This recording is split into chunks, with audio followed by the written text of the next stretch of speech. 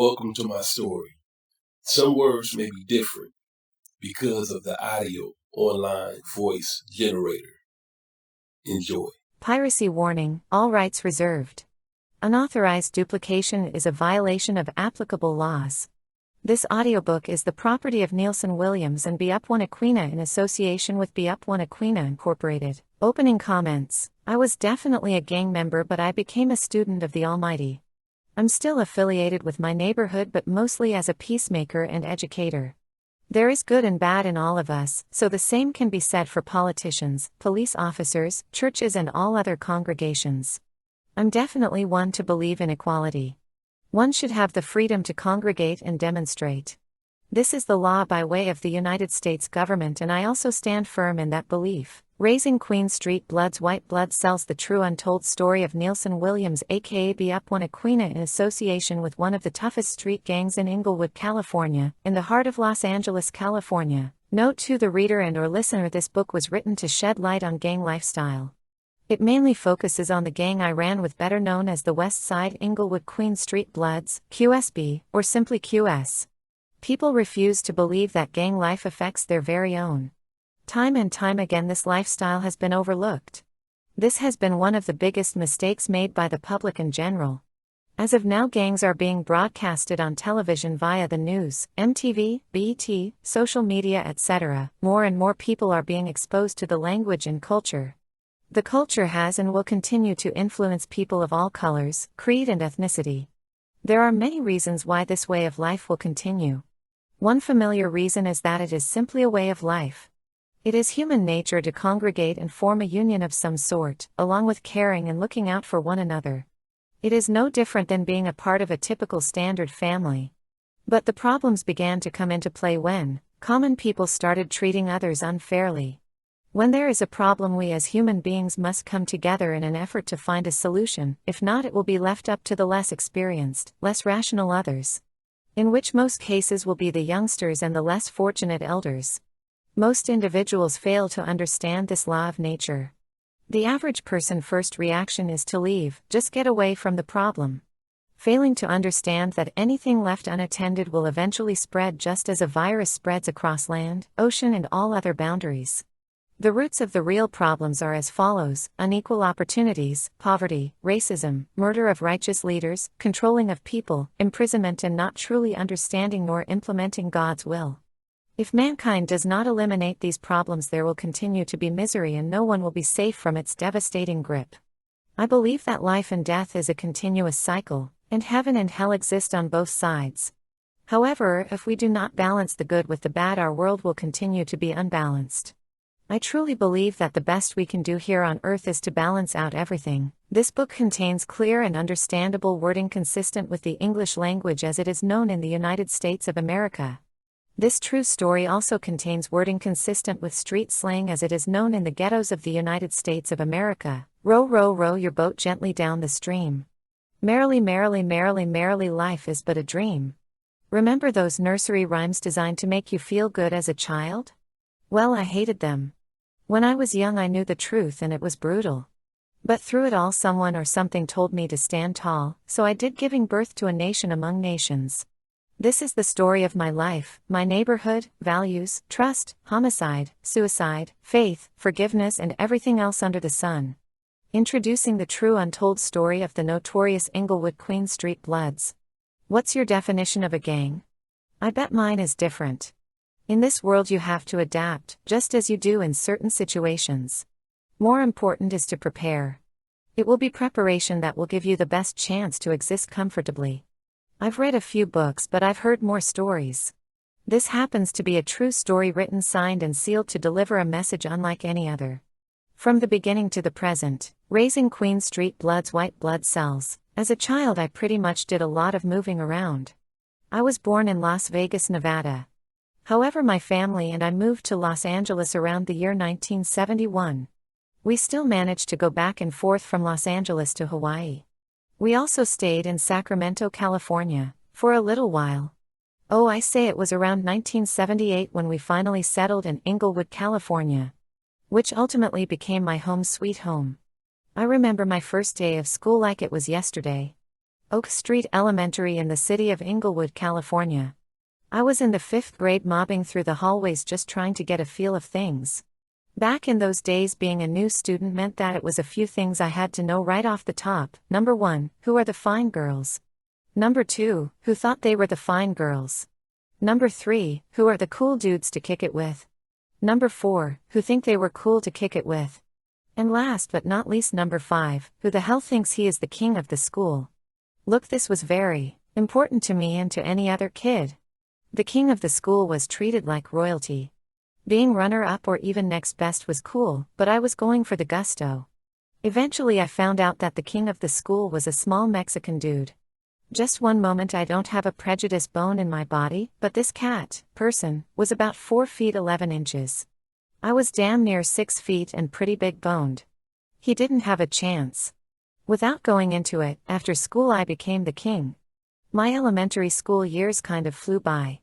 In the summertime it was hot, and the summer days always lasted pretty long. In fact, the summertime was when some of the craziest things would happen. The first time I showed signs of rebelling was like the summer heat, as my temper raged out of control. Back in those days there were various gangs in Inglewood, California, around 1978. But I considered myself a leader, and being part of something already in existence didn't quite soothe me. I tried to make up a new gang. We had a few members, but mostly a bunch of wannabes. This situation lasted about 3 months. Soon after, many of us fell victim to the bigger gangs and became new recruits. Which simply meant we did not withstand the pressure applied by the larger gangs. Yet I still kept some type of creative input. Associating with a small branch of a bigger gang gave me more leverage with less competition. I was able to grow and rank faster than normal.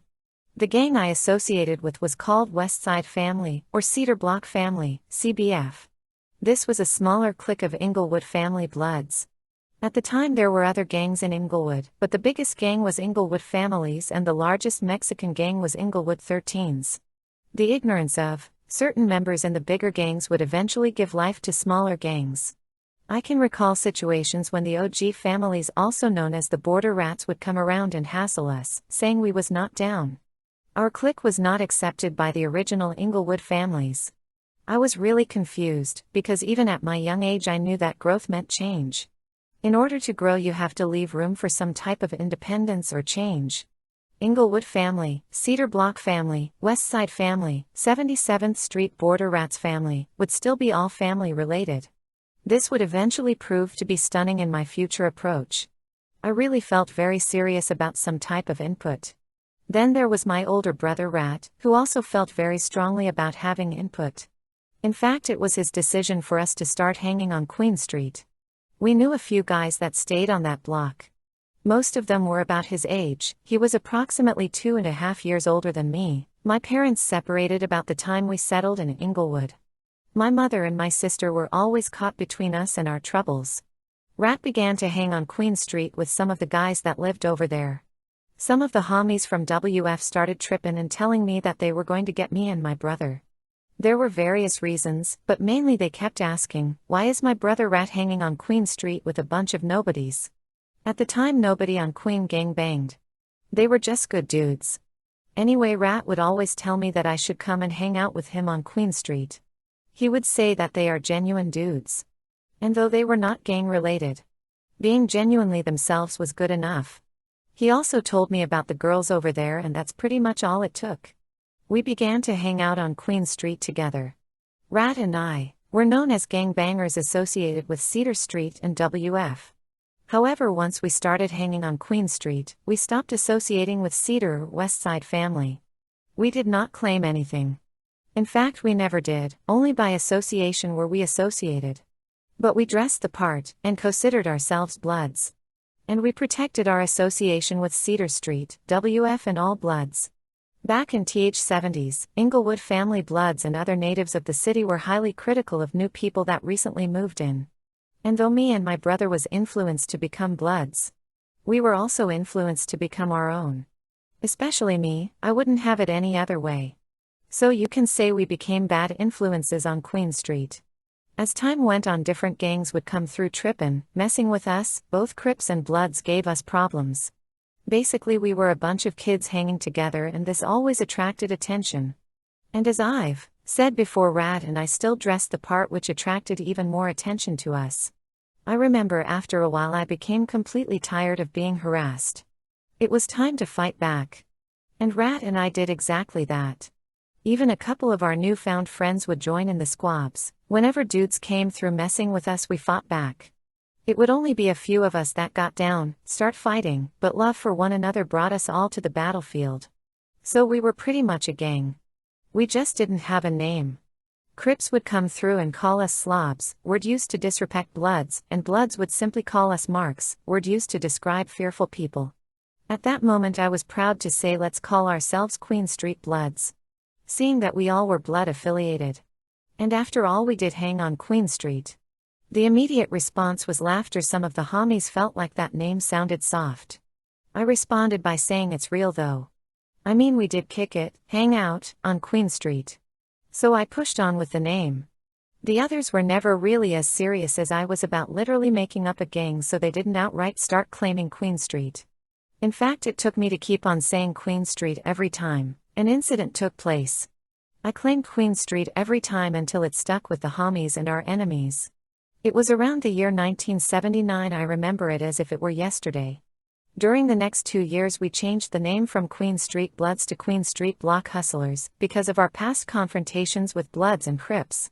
But we were still considered Bloods by our enemies. And we continued to wear the color red in unity. We made the choice to claim Queen Street Block Hustlers and war for our independence. Unassociated with any gang but our own. Without realizing, we stepped away from our associated blood to war for our own blood. And our victorious outcome became our entrance and acceptance among all Bloods. By the year of 1982 we were becoming bigger and bigger, and I began my first day of junior high school, Crozier Junior High School. This was the very first day of school for me and my homeboy He-Man. I called myself BeUpOne, which stood for Barred Up One. Some people believed the name also meant Blood Up One.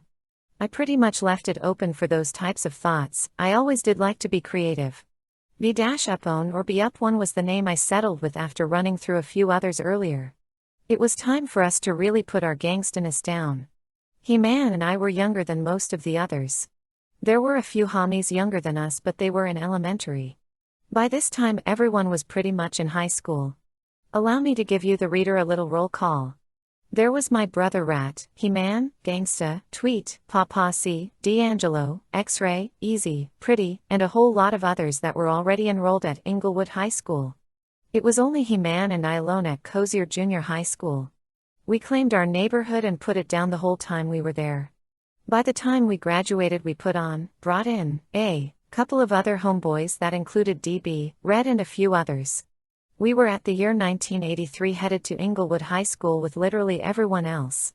It was around this time when breakdancing came about. I remember hanging in the hood chilling, when a lady approached me. She asked me if I knew anyone who knew how to break dance. At the time my little homie Baby Queen was into that, so I mentioned him. She said she needed about 15 to 25 break dancers for a feature film. We were always hustling and looking for the next move. So we did take advantage of the opportunity. We were given approximately 2 weeks to prepare. You better believe we were ready. The movie came and went. I don't remember if anyone was used. Breakdancing led us to a path that took the whole neighborhood by storm. Only a few of us started breakdancing, not all of us. I was definitely convinced and, with it 100%. We would breakdance for several events. We even signed a manager contract with the woman that approached us previously with the movie deal. This definitely took me to new heights. We were sponsored by Converse, which meant we all got to wear free Converse gear. In 1984 the Olympics was held in Los Angeles, California. We danced for several vendors at the Olympics. We were being paid for doing something we loved, and there was no better feeling. The television network NBC called our manager/agent and asked if we could perform at a party given for the actor Ricky Schroeder. We were told that he requested us himself. The Queen Street Breakers were in full effect and we were really starting to make a name for ourselves. Even though we were gangbangers, we were also being recognized as entertainers and it felt good. But we were still subject to the streets and its reality, and so were our red rags and red shoestrings. Our Dress code would always let people know that we were affiliated with the Blood Card gang. Everybody did not break dance, but every one of us was from Queen Street. Break dancing was another part of our hustle and another path to entertainment. Most of our performances were a success, but there were some successes that stood out more than others.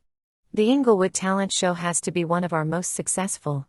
The year was 1984 and we had to go through several tryouts which we did not like since we considered ourselves to be stars already. Our performances paid off as we did make the final cut. Suddenly there we were front and center. We were the last performers to go on. Even the arrangers knew we were pretty famous, so they put us on last, which was the best slot. Anyway, the curtain was being drawn and our music began playing. There was about 20 of us on stage, but we set it up so that we fell into several groups. Certain groups did one thing and other groups did other things. We really freaked it, did well. They had to pull people off the stage while we were still performing. At one point they closed the curtain and told the crowd that we had left the building. Then after the crowd calmed down, the curtain opened and we finished our performance. It seemed to be a wonderful night. But there was one downfall. Initially they announced us as the winners of the talent show. And then they announced that we were being disqualified for wearing red rags over our faces and showing gang ties. People seemed to never understand us. Why claim a gang when we were so talented? They would always ask that question. My answer was always the same: we were a gang before we started dancing. A gang is considered to be a bad word. But two or more people gathered is the definition of a gang, and what's so bad about that? Yet truly I do remember the break dance era. It came and went just as fast. By the end of 1985 we were full-fledged Queen Street block hustlers and the hustler part was slowly fading. We would have gang meetings at least one every 2 weeks. These gatherings were very important to us. We held meetings previously during our beginning stages, but these new gatherings were much more animated. During the earlier stages of the gang, my brother Rat was the official leader of the neighborhood. Although I was the main person that pushed for the birth of the hood, my brother was given the leadership role. By the time 1985 arrived, things were definitely changing. I moved into the forefront and now I would be heading the meetings. And surely I was a much different leader than was my brother. I would prove to be the complete opposite of my brother. Rat was more of a planner and thinker with compassion for others. I was cruel, cold, and I believed actions spoke louder than words. However, this was only part of my entire personality. I will explain more in detail later. Back in the day we used different methods for making money. Some of the methods were of an ingenious nature. Rat originated many plans and schemes that brought us money on a daily basis. He was a gift to the neighborhood as he was very instrumental in our early success and longevity. Now that I was the leader, I would be implementing new ideas. Things would still run in the same format. But I would add my personality and introduce my wrath, which would not have been acknowledged under my brother's umbrella. Drug dealing became our main activity. And I demanded more unity among us, and strict punishment for members not cooperating. These new moves would have been met with resistance, if we were under the old way of things. In the beginning, Rat was a great group planner. But as time went on he became more of an individual. I could not blame him for changing, it is a lot to deal with. Anyway, it was my time and my lead. The year was around 1986 and all hell was about to break loose. Drama was really going down. Crack cocaine infested the neighborhood, and some of our earlier quarrels with the other gangs were about to turn deadly. This was a new gun-blazing kill or be killed era. Confrontations that involved shooting started to happen more and more often. Gangs like the Rollin' 60s, RAC, Raymond Avenue Crips, and the IBC, Imperial Village Crips, were the gangs we stayed into it with. And then there was the 8 Tray Gangsters, ETG. This was probably the most active war we had at the time. I stayed heated, keep a gun. Some gangs bring it harder than others. Some cliques within certain gangs bring it harder than others. Either way, we definitely hit a hot spot with these particular cats from ETG. Although there were a lot of shootings, only a few homies from my hood got hit. It was just constant shootouts every day, all day. Trust me, we were very lucky but more so blessed. I remember a situation between me and one of the 8 Tray homeboys. I was just leaving my house and was walking down the street, headed to the next block where my homeboys were hanging. As I walked toward my homies, I saw a parked red El Camino car/truck. All of a sudden the guys in the El Camino started throwing up gang signs at me. So I threw up the set, my gang sign. That's when one of them jumped out of the car. This was one of the main cats that rolled for those guys, one of their shooters. I will not make mention of his name to protect his status. Anyway, when he jumped out of the car, I noticed he had a gun. It looked like a Tech 9. I remember him saying F Queen Street. I was thinking, damn, he got me. Yet I felt I had to say something, so I responded, F you. That's when some of my homies started coming. My lil homie $dollar Bill began busting, firing his weapon. He was quite a distance away from where I was, but he did enough to disturb the flow of things. Quickly the ETG homeboy jumped back into the car, and I remember him saying, Bart, you owe me one. He spared my life. But truly it was my Lord Jesus the Christ that saved me. This situation would prove to be vital as time went by. About 2 or 3 weeks later, me and the homeboy Dulo from NHP, neighborhood Pyrrhus, was on our way to a local liquor store. As soon as we got to the store, guess who we saw? It was the same guy from the previous incident. I stayed heated, kept a gun, and so I drew down on him with a sawed-off 12 inches gauge. Dulo slapped the girl that was with him. We didn't call him Dulo for nothing. I had homeboy in my clutch, and I can remember him saying once again, you owe me, homie. I just stood there looking at him. Dulo was like, F that dude, B, short for Bart, kill that dude. Without getting into more details, let me just say, I've been in plenty of gun-related incidents. And I was known as a rider, courageous. But I was also known as a righteous cat, and for that reason I could not pull the trigger. Dulo tried to take the gun away from me, but he was not able to. I told homeboy to leave, and soon after that we left. I can recall Dulo saying, B, if we're gonna be giving people passes, we need to get out the game. I thought to myself for a moment, and then I agreed with what he said. But I came too far to quit now. There were a few more things that needed to be put in place. More and more we were being known as Bloods. Yet we still claimed hustlers or hustles/gangsters. I was still not convinced or motivated to go back to our original ways. But times were changing, and I knew a change would soon come. I remember conversation going around about the NHPs wanting to meet with us. This was very odd, seeing that we had nothing but constant problems with these cats. They were Bloods also, but we really didn't get along. However, we had to make this meeting happen. My best friend Dulo was from NHP. But I knew from the get-go that he was on our side. I can't recall the exact date. It was probably around 1987. I remember being one of the first ones from my hood to walk up. Dulo and one of my little homies was with me. It was around 2 p.m. and the meeting was to start at 3 p.m., but we arrived an hour early. It was approximately 40 or so cats there representing their side. However, not all of them were from Pyru, yet they were united and against us. Not too many words were spoken, but I felt their negative presence. We showed up with a case of beer. Immediately we started drinking and conversing with certain cats. All of a sudden a guy asked me where I was from. I replied by giving up the hood, claiming my gang. He responded saying, this is original gangsta Inglewood family. After a few more words, things seemed to calm down. We began drinking, and I can recall the guy asking to sip my beer. I handed a beer to him, then suddenly he swung the bottle at my head. I ducked, then came up swinging and knocked him out. They began to circle us talking trash. Dulo and I kept our hands on our weapons. This was Dulo neighborhood, but it was truly us, the Queen Streets, who raised him. They backed off of us, and eventually things calmed down. So we put the guns, in my car. Even though things seemed cool, I knew that this was no typical meeting. It was more like an attempt to demolish us. However, I laughed at their assembly, as I knew that we had far more manpower than they expected. I can remember as the clock swung around 3 p.m. and the homies flocked around the meeting place like locusts. It was at least 100 of us. This was something they never saw coming. There were various reasons why the Pyrrhus wanted to meet with us, but one reason stood out far more than others. In an earlier incident, the homeboy dollar bill crossed out INHP, Inglewood Neighborhood Pyru, on a wall in our hood. He did this because the dudes from Inglewood Neighborhood Pyru came through and wrote on several walls in our neighborhood. This was taken as disrespect. To show respect is to write the allies' neighborhood alongside of your own. However, they showed no respect in their actions, and so this was the outcome. This meeting would be their attempt to confront us, especially Dollar Bill. Yet to their surprise, we outnumbered them and their guest.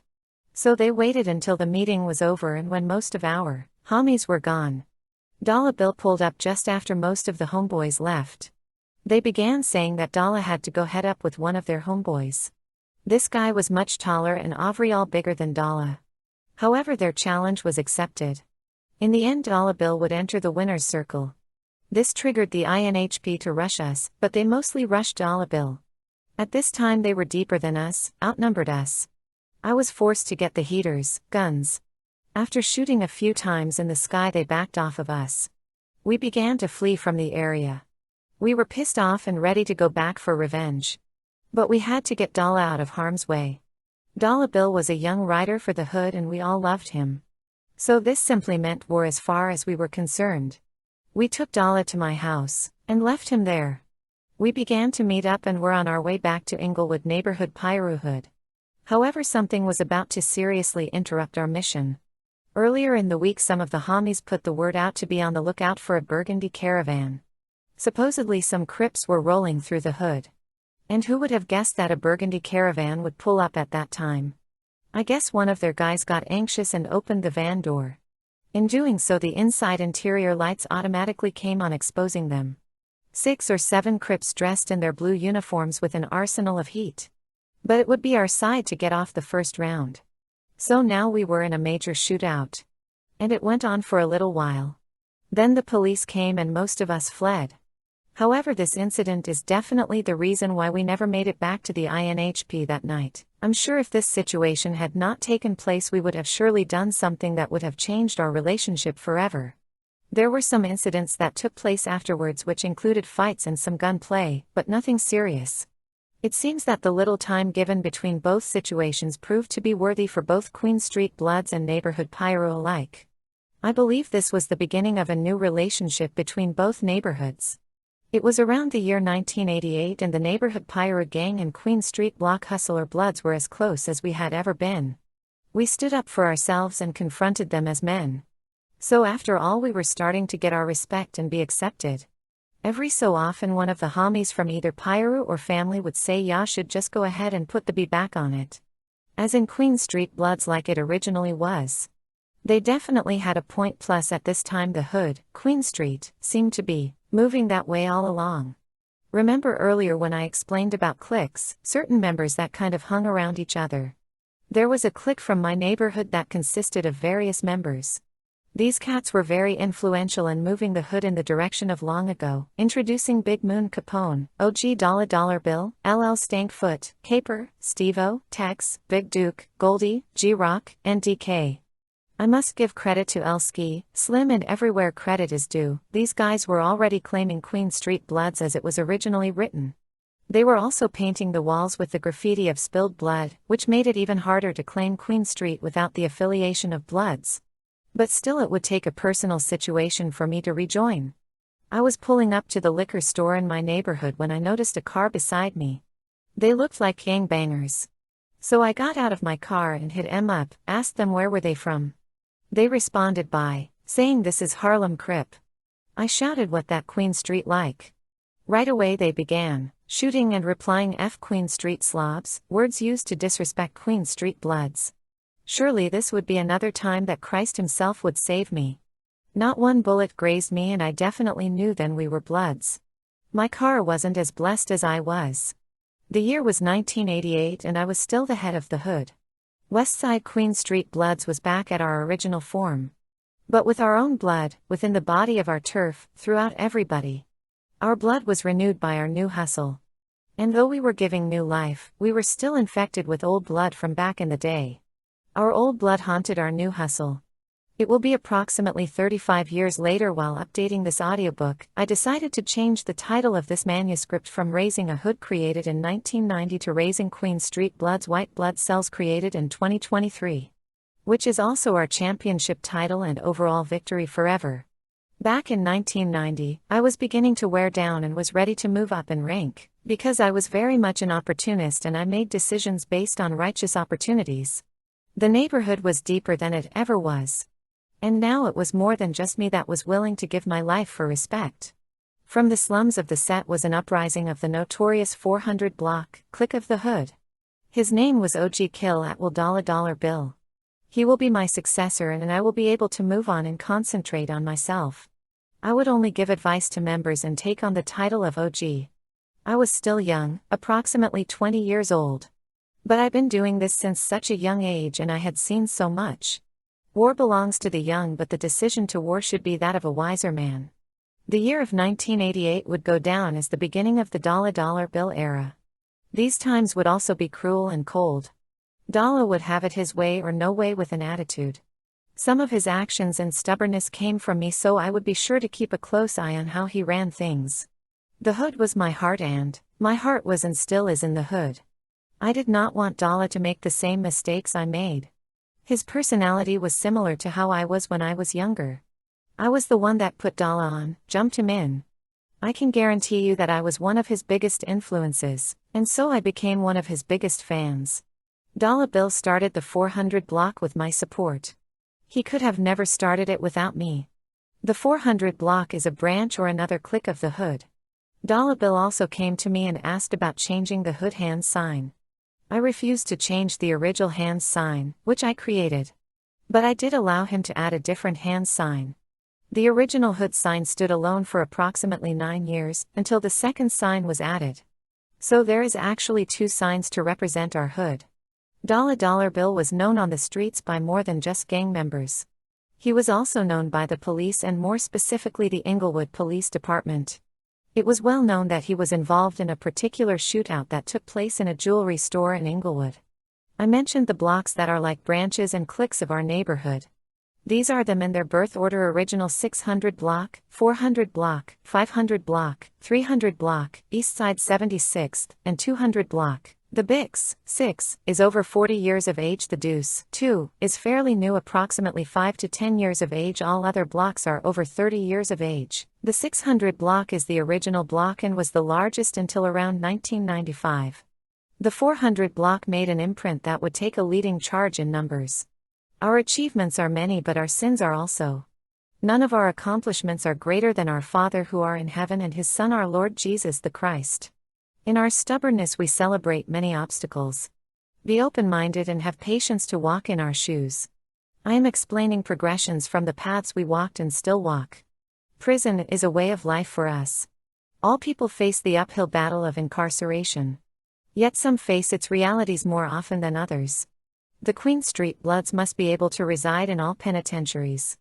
It would be uncomfortable to go into prison as a Queen Street without numbers and or support. Trust me, I know, as I was the first to go into the county jail and claim my neighborhood. The jails and the prisons already have their programs set. It's similar to when we first started banging. We had to fight to be respected. Similar but not the same. Prison can be much more graphic in one's ability to exist. Many of the homeboys played a role in our acceptance throughout the system. But no name was more familiar than Dollar Bill. Queen Streets can reside in prisons and jails all over America without being preyed upon abnormally. If not for the blessings of our Lord Christ Jesus and for the courageousness of some of our outspoken comrades, we would be lost. Please do not get this information confused, as jail and prison is a part of life as we know it. There are always members that were or are imprisoned, so it is very important to be able to claim the Hood. If not, that would tarnish the very reason why we worked so hard for our independence on the streets. As Dollar would spend most of his time behind bars, I would continue to be involved with the everyday hustle and muscle of the Hood. But when he would be released, the neighborhood would revise. He would attract so many people, and cats that may not normally come to the Hood would come in flocks. And almost every time Dollar would beat somebody down for not being in the Hood when he was locked up. Not showing your face in the Hood was a no-no. You really must be high-ranked in order to relax like that. Dollar and I were very close, but as close as we were, we would still have our differences. He wanted quality, not quantity, and I have always believed there is power in numbers. Do not take what I am saying the wrong way, because both quality and quantity is important. I take quality and influence quantity. Everyone that does not respond in strength is cut off. I remember the dollar bill era as if it were yesterday. I remember my last time I seeing him. He was on his way out of town, headed to Arkansas to kick it with his family. He stopped by my house to holla at me, talk to me. We hung out and drank a few beers as we conversed about keeping everything real. Recently he got into a few scuffles with several homies. It was really nothing serious, but of course Dalla wasn't taking it like that. Apparently some of the confrontations were over money. And unfortunately at the time Dollar Bill didn't have a dollar to his name. I believe this drove him to make decisions he really didn't want to make. He said he was going to visit his mom in Arkansas, but he was also going out there to get his hustle on. I gave him a few dollars, before he left. As I walked him out the door, one of the homies he was beefing with walked up. It was crazy, it seemed like they made up without really saying anything. There was definitely an understanding. It was sometime in December when he left. I talked to him at least once a week. I can recall him telling me certain things were going good and others were not. He began to tell me about a situation with his cousin, his father and his mom. But he changed the subject and didn't go into details. I told him that even though they were his family, to remember that we were his family also. All Dalla knew was the jail system and the streets of Los Angeles, predominantly Inglewood, California. The homeboy whiner from Inglewood family was just killed and I was telling Dalla about it. I was also showing concern for his situation. I told him to hurry up and come back and that this was his real home. He told me that he was not going to come back until he was straight. Not having any money was a real concern for him. During a conversation with him, I remember his cousin picking up the other phone in their house. The three of us held a brief conversation, but I did not really know his cousin, so I really didn't want to talk to him. I think Dalla got the picture and had him hang up the phone. Dalla went on to say that his cousin was trying to claim the hood, but he was not ready. He said his cousin didn't have that real QS love. This conversation took place on Christmas Day 1993. That was the last time I talked to him. Around the first week of January I received a phone call from Dalla uncle. He told me that Dollar Bill had been murdered. When I finally got in touch with Dalla's sister, she told me that her cousin, the same cat I spoke to on the phone with Dalla, was the one who killed him. Can you imagine that? I can't even tell you how I felt. I would never be the same. I have an old picture of Dollar Bill in the ebook format of this book. I wish you could see it. Dollar Bill is on the right. The picture was taken in the penitentiary, I'm not sure which penitentiary, around 1990. I know that I make a big deal of my friends, aka homeboys. And I understand that you guys don't know them from Adam. But I will share with you what I shared with them their entire life. Gang members are the modern-day outlaws of the Wild West. They called Billy the Kid a thug and a brute as well. And then he became a hero and a movie star. I always encouraged my homeboys to keep a journal and document their experiences. And though they never did, I always kept them in mind, which is my book of life. God surely knows how to pick 'em. All angels are not recognizable by their appearance, but by substance and their willpower to execute. Dollar Bill aka Billy Joe Bailey, Whoop QIP, Queen in Peace, QSIP, Queen Street in Peace, OG Dollar Bill Westside 400 Block QSBG. Dollar Bill was our first casualty on the west side. The Lil Homie Solo Black from 76th Street Queen Street Bloods was killed just before Dollar. I never met Solo Black, but I heard he was a young rider. BG Solo Black Eastside 76 Queen Street Blood Gang. Dedication. So here we were starting the new year of 1994. These times would prove to be different than others. In our earlier days there were lots of incidents but more fights than shootouts. And still we had lots of fun to brighten the darkness. So we weren't exposed to death, nor did we want the experience. However, it did arrive and we were now feeling the pain. In fact, some people thought without OG Dollar Bill we were done. I remember a couple of times when Dalla and I would talk, he would tell me that he was tired of people saying that he was the ultimate Queen ST, strongest. He would tell me that this would always bother him because he knew it was not true. He went on to say that he always would brag about me and other homeboys. But Dollar Bill was the only one locked up with them, and that's all that they knew or cared about. The streets are much different than the prisons. The streets knew we would stand up to the challenge, and the prisons would soon find out. There was already a few homies locked up in the county jail and some of them were headed to prison. Yet these were challenging times, but of course I showed up front and center. And the rest of the homies were front and center also. Rat, Gramps, Big Frog, Smurf, He-Man, DK, Big Back Cardi, Tattoo and many more. It's funny how death seems to bring about life. When one door closes, another one always open. There were more and more members joining. We would have to prepare ourselves for any surprises or uprisings. As crazy as this may sound, gang life can be as political as Congress. I indulge in my neighborhood as it is more than just a gang. We are a union of brothers and sisters, and though our sins are punishable, may our blessings be endless. The year was 1994 and I was heavily into music. I actually got into music around 1990. I started a rap group called First Amendment. Most of the group members were homies from the hood. We called ourselves First Amendment to represent free speech. This meant we were going to say whatever we wanted to say.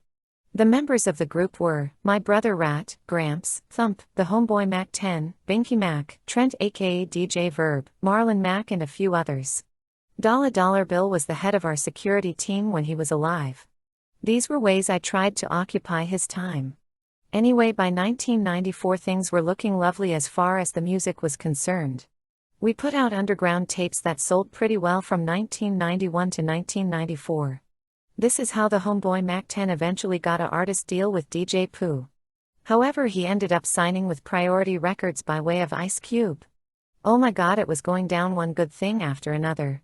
It seemed to be perfect timing for us after so many struggles with life and music. Stuff was finally starting to look good.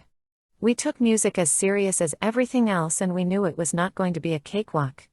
Before Mac 10 hooked up with Cube, we were performing at underground clubs, promoting our own records and distributing our own music. I was the mastermind behind the scene. It was constant hard work for about 3.5 years and we still had not made a red cent. We only had each other to depend on, but it seemed as if everything was about to change.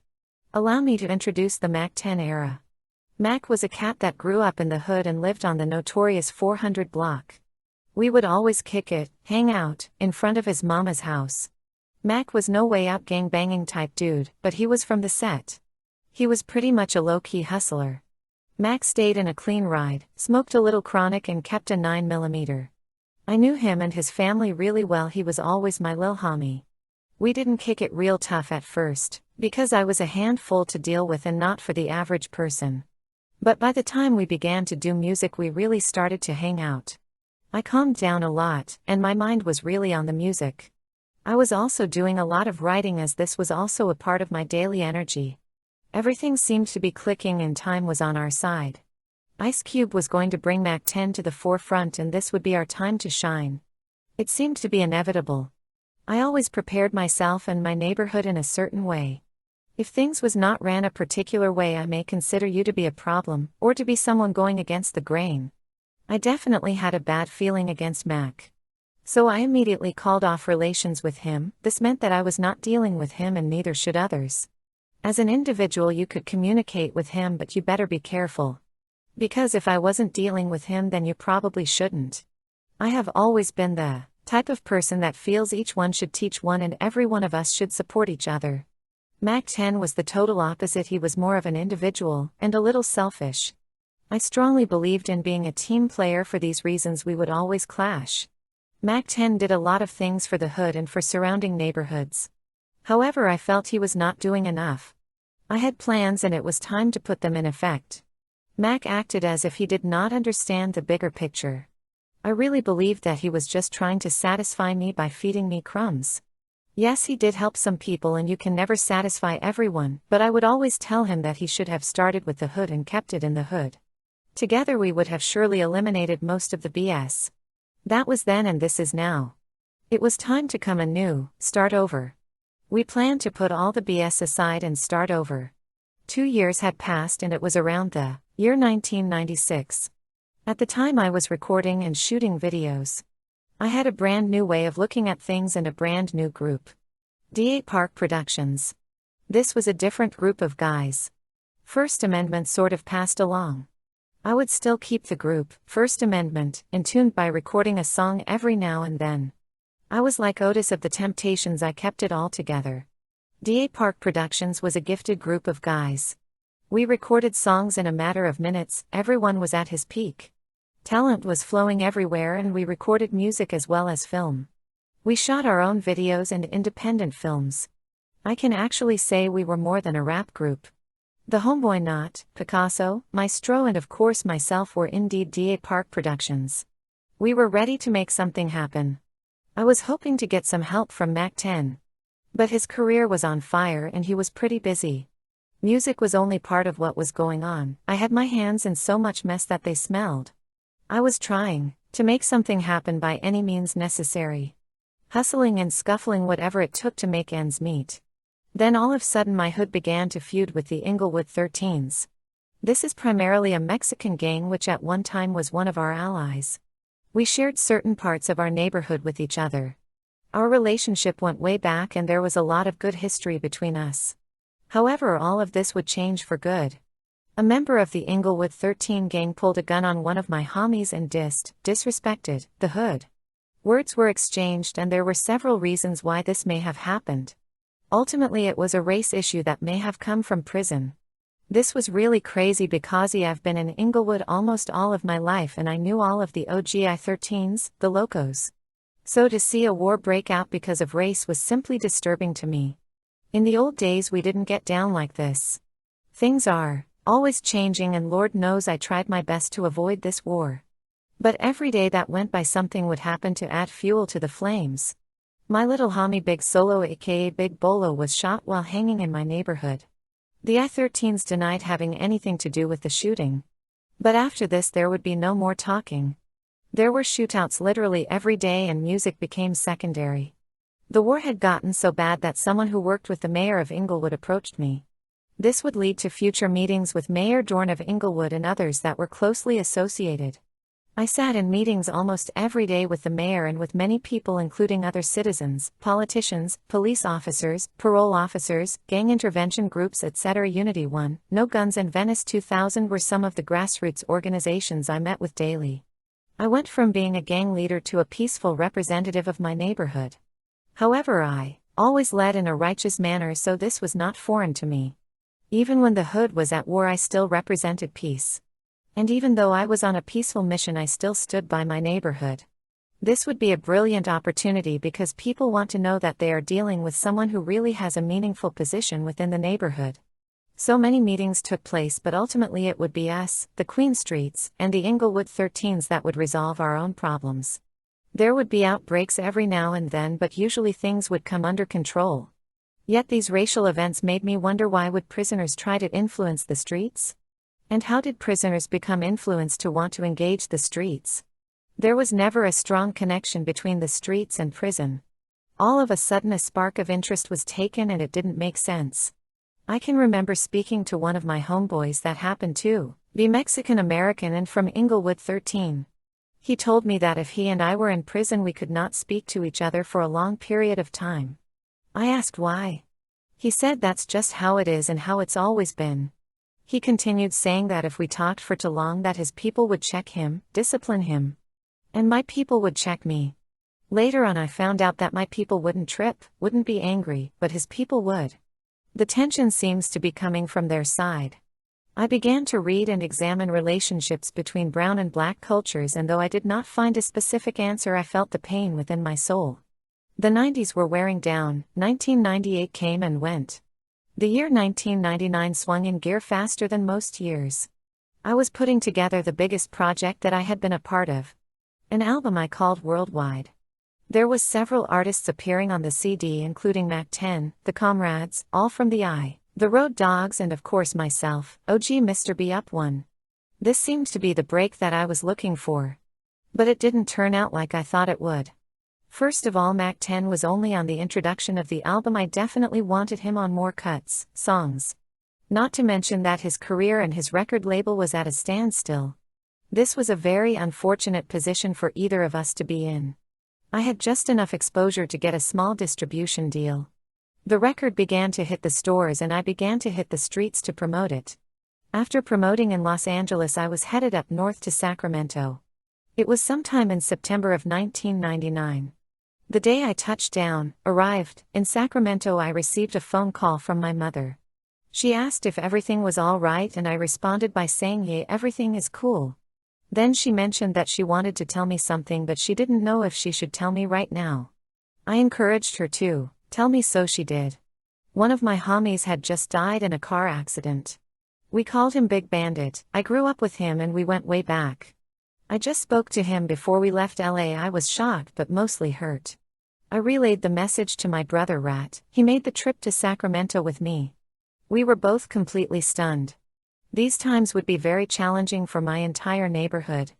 First it was Dollar Bill and now Big Bandit. However, I had to suck it up and set a great example for the lil homies. Many people tend to see all the bad stuff that comes with gang life. They recognize the colors, they notice the fighting, and they highlight the shootings. But what they fail to see is the raising of young men and women. The big homies assisting the little homies, the same children that society has given up on. Yet we the gang members don't give up on them so easily. A gang might be the last rehabilitation chance for a youngster and the beginning stage of a successful transition. Surely I know, because I have seen my success in my friends. If you knew Big Bandit, you would understand why I speak so highly of all them and why he was so loved. Righteousness brings about righteousness. Big Bandit was full of personality. And his funeral was wonderful. So many different types of people attended. During these hardships, money is almost always a problem.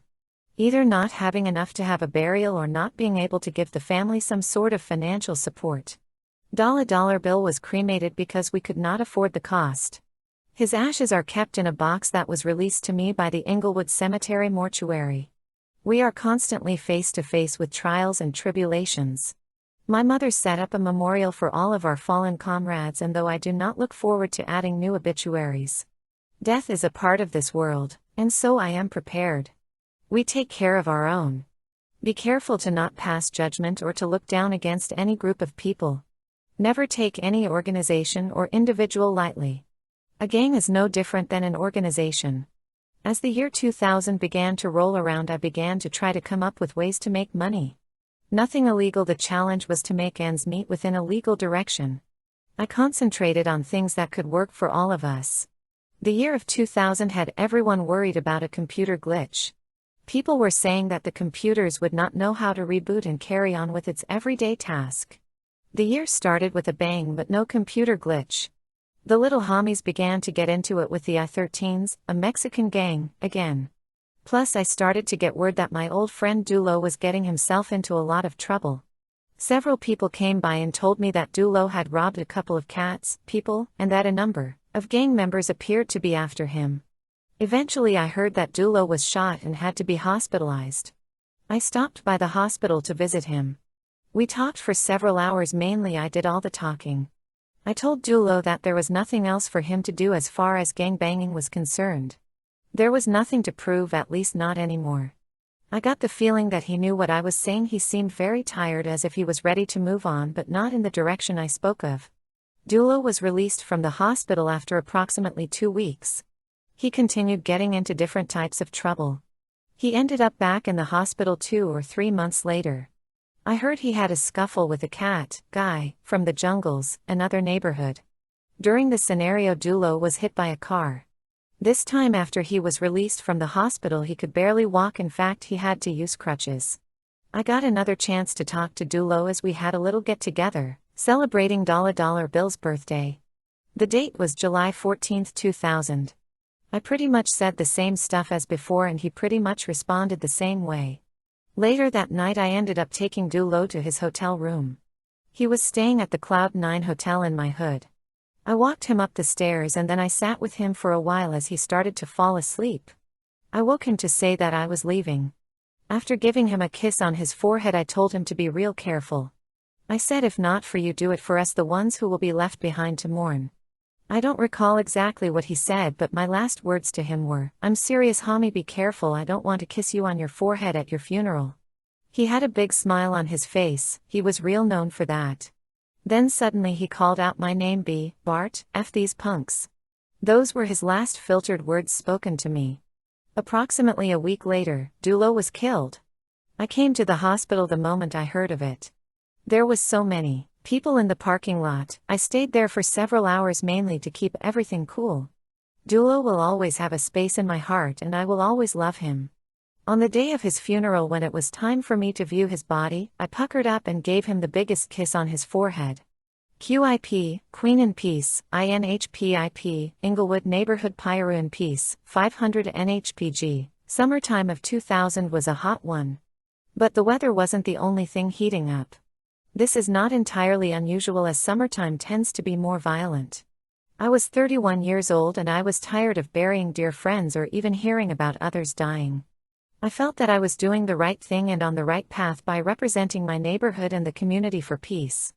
There's always going to be problems, but if more people like myself will stand up, this will at least give us some type of communication line. By this time I was working with BeUpOne, an organization committed to gang intervention and counseling. Bo Taylor, the president of the organization, introduced me to other organizations and other gang leaders that shared both me and his interest. This will definitely come in handy, especially since me and the homie Big Vic was putting information together to launch our own organization. Inglewood Peacemakers was the name we decided to call the organization.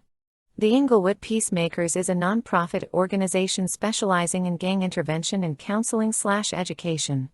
Our organization, along with Unity 1, Unity 2 and many others, have made a great difference in the streets of Los Angeles and many other cities, states, etc. It is about time that we take control of our neighborhoods in its entirety.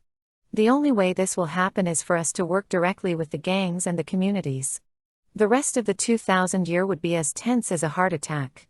Dulo death had everyone on their toes, and for a good reason. We needed to grab a hold of ourselves. My neighborhood and the Inglewood 13 squashed, ended, the beef between our hoods, at least for the moment. Plus Mac 10 and I started to talk more. He told me he was leaving Priority Records and was making plans to sign with Cash Money Records. We were going to plan for the future. After all, there was nothing we could do about the past. It seemed to me that Mac had changed for the better. We were finally on the same page.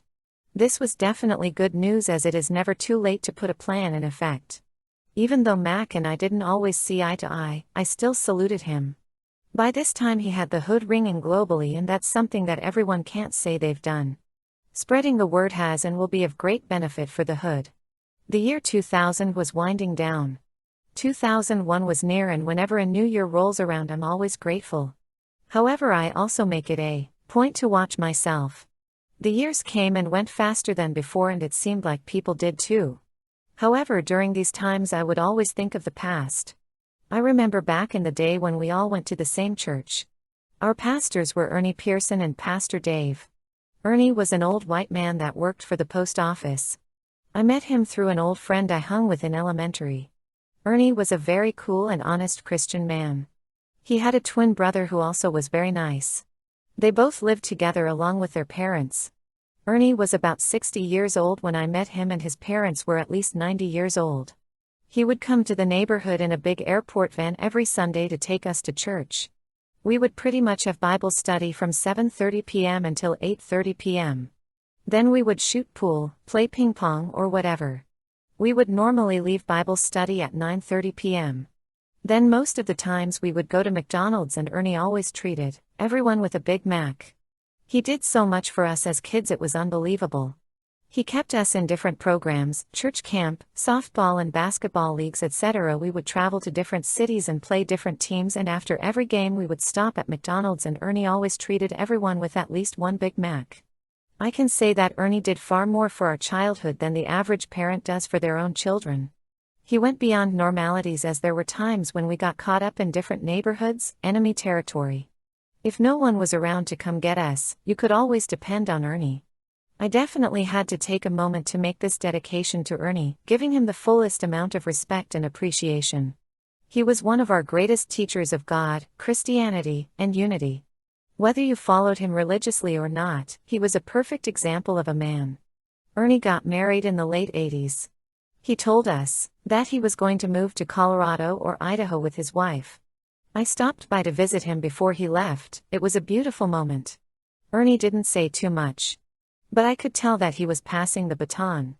It was our time to do the work, and it was Ernie's time to move on. I really believe that Ernie influenced me. That's probably why I grabbed a hold of my neighborhood. They say it takes a village to raise a child. Well, if the hood doesn't act like a village, I don't know what does. We are not perfect, but who can say they are? Yet to stand as soldiers together under a common understanding has to mean something. In this book of memories, many will be remembered. Let Ernie be recognized as one of the many memories. I will tell his story as long as I live, and I will remember him forever. The year 2001 had come around and I was in full work for peace mode. But please don't get things confused. I stand for peace, but I do believe in an eye for an eye. Looking at the bigger picture, there's much more to benefit in peace.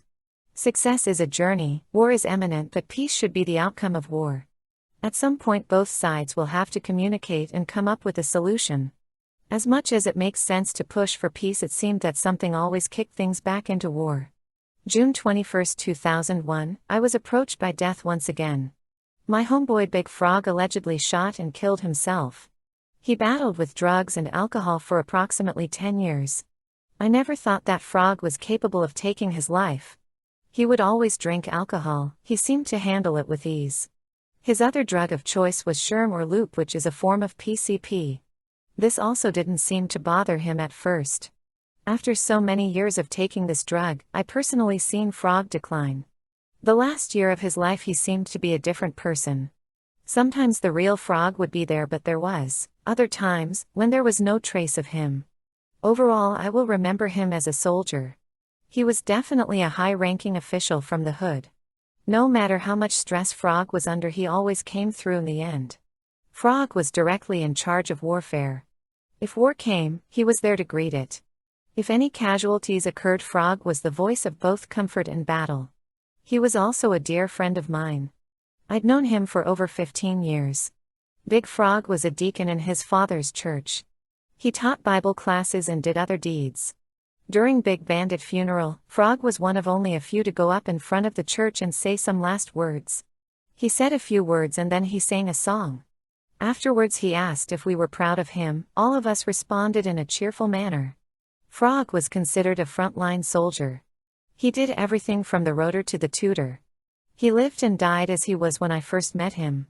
I remember one day talking with him. I asked if he ever thought about being successful. I mentioned stuff like creating businesses, traveling and seeing different things. He said, what if he just wanted to be a shot caller, a leader in the hood? He continued saying that he wanted to be in charge of the war department in the hood just in case something happens that might need the neighborhood to go to war. He wanted to be in charge of handling that situation. I responded by saying that's what you do already. He replied, I know BeUpOne, that's all I want. The first thought that came to my mind was, is that all? But without being judgmental, I told Frog, that's right dog, we definitely need you for that.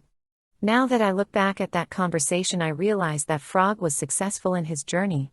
He served the hood as a true soldier, and for that reason I will remember him forever. QIP, Queen in Peace. OG Frog, Queen Street Gangsta Forever 500 block. During times like these, some people tend to take it harder than others. This was exactly the case for my little homie Low Blow. Low Blow and Big Frog used to hang out a lot. So he was very distraught about Frog death. Me and other big homies would try and comfort him, however we could. Then one day, unannounced to all of us, Low Blow was killed in a drive-by shooting in the hood. This happened approximately 2 weeks after Frog funeral. This incident opened another can of worms. War will be in the air once again. Low Blow was only 17 years old and he was a big youngster, but just as cool as he could be. I would always take him home whenever he needed a ride and we would always converse. We talked about things like who to look up to. I would always tell him to respect the people that respected him and that words should be attached to actions. I would also tell him that if a person really has love for you, it would show in his or her actions and that the heart should recognize it. He was so young when he died, but he'd been from the hood for about 6 years. He reminded me of myself in my younger years. So many precious lives lost. There is a solution for every problem. We just have to work at it, and I will continue forever and always. This incident kicked war into another gear. One death normally leads to others being killed. Trust me, I've seen it over and over again. QIP Low Blow, West Side Queen Street Bloods 400 block. These times would be rough and war would be inevitable. Retaliation will surely happen and even innocent people will get hurt. It's a shame, but it's the God-honest truth. Word of mouth had it that some nearby Crips were responsible for Low Blow death. For this, our neighborhood declared war against them. While this war took place, another was forming. The little homie Lil Half Pint from INHP was killed and supposedly some Crips did it. Since then Pirates were allies of the hood. My neighborhood will probably become involved with what seems to be another up-and-coming war. But this particular war seemed to only last for a brief moment. One way or another, the situation was handled and everything seemed to fade. I can tell you that these particular Crips were not a common enemy for any Inglewood Bloods, and because of the distance between both sides it made more sense to end it as quickly as possible. Crips and Bloods may not get along, but the further they are away from each other, the fewer problems they have. No one wants to add more enemies to their list. A war like this will only take place if it has to. Please do not believe that Bloods and Crips never get along, as this is not true. Just as I have said before, this can be as political as Congress. The holidays rolled in along with the new year. The year of 2002 was here and I was ready as ever. Mac 10 was to be in concert on the 9th of January at the Hollywood House of Blues, and the whole Inglewood Blood card was preparing for it. Back in the day it was known that all Bloods got along. But recently there were several outbreaks between different blood gangs in different parts of Los Angeles and in Inglewood. There were many efforts being made to pull everyone back together. This would definitely be an attempt to do the same. Inglewood Bloods, LA Bloods, Compton Bloods, Watts Bloods, etc. we all combined and attended Mac 10 concert. It was cool, not one problem. Everything went as planned. We wore the color red in unity. Although there were no Crips with us, we stood together as Bloods. As far as I'm concerned, the peace process has to start somewhere. So here we are at Earth US present time, January 16, 2002. As of now I will inform you on what to look forward to the rest of the way. First I will close and give you the reader or listener a brief rundown of things discussed, goals, plans, memories, etc. Then each page will be titled to let you know what you're observing. I kept a journal of everything that occurred since the date of January 16, 2002, and it will come up from time to time as certain situations occur. Memories that come to mind as I continue to write will be posted and shared with you, the listener or reader. Rather they're good or bad memories recently or in the past. Closing out reduction. First of all, I would like to thank everyone who has read this book. My motive for writing this memoir was to share real events of my upbringing and to shed light. I did not intend to offend anyone. I sincerely hope that this will inspire people to become more involved in their community, be it socially, financially, economically, politically, etc. Do not allow anyone to give you a title that you don't want. The word gang or gangs may seem different than words like officer, Democrat, or Republican. Yet all these words are very similar. All foot soldiers and grassroots organizations continue your mission for peace. We must govern our own communities. We do not have to get along nor hang out with each other. However, we must simply learn to coexist. History is a blueprint of the future and experience is another. We must learn how to become righteous by committing righteous acts. We cannot continue to do the same thing and expect different results. No other strategy can or will do this job for us. Any questions that people may have relating to power, struggle, racism, discrimination and others must be addressed by building an economic political structure that will allow each individual race, culture, religion, gender or whatever the ability to participate, communicate and accelerate. I had a discussion with Jim Brown and some of the homies from Almer I Can, Unity 1 and Venice 2000. These are some of the grassroots organizations that work for peace in the streets. We talked about the peace treaty that occurred in 1992 between Bloods and Crips and what we could have done different to make a better impact. Comments were made that the peace treaty was one big party full of gambling, sex and drugs. Many of us spoke against what actually took place and how unorganized it was. But I do not ponder on the past nor will I go against the truth. As far as I'm concerned, it all happened just as God planned. If everyone start with his or herself, then each one teach one. I definitely believe that the foundation will form and then there will be structure. Every one of us must participate, not just me and my hood. But it does start with me and my hood as well as you and yours. Raising Queen Street Blood's White Blood Cells. A poem by Neilson Williams. I am laced with so much talent that it's pouring out of my ears. Yet I hear what you say even though I don't follow. Do not think that I am so true that anger don't exist. As I am always reminded to balance all that is. I come from a place that I can't explain. I know that there is so much to learn and much more to gain. However, if my future is as unexplainable as my past, then all I can rely on is me and what I have. I know that growth is possible, as I can testify for myself, just as practice makes perfect and perfect is what practice becomes. It is exactly why the righteous road is narrow, yet every knee shall bow. And though I push forward in faith, I see the fear in their face. Yet I will not sit still until righteousness reign, and as it rises I will sing like the king that I am. These are sayings and titles that I believe my neighborhood made famous. Talk to the hand, we would say WAP, using the same hand motion. Young gangsta, we believe we were the first to start writing and claiming YG. People just said OG for original or old gangsta and BG for baby gangsta. We started saying YG, young gangsta, to identify the ranking between OG and BG. OG is supreme ranking. YG is next in line and BG is the beginning stage, claiming the actual address of the block, 400 block Queen Street Bloods, 600 block Queen Street Bloods. Gang members would only claim the street number itself. As in 83rd, 60th Street, 94th, etc. We honor our fallen comrades by saying and or writing QIP, Queen in Peace. We also honor all fallen bloods by saying and or writing BIP, Bloods in Peace. Queen Street neighborhood street slang Queen Easy, to be careful, take it easy.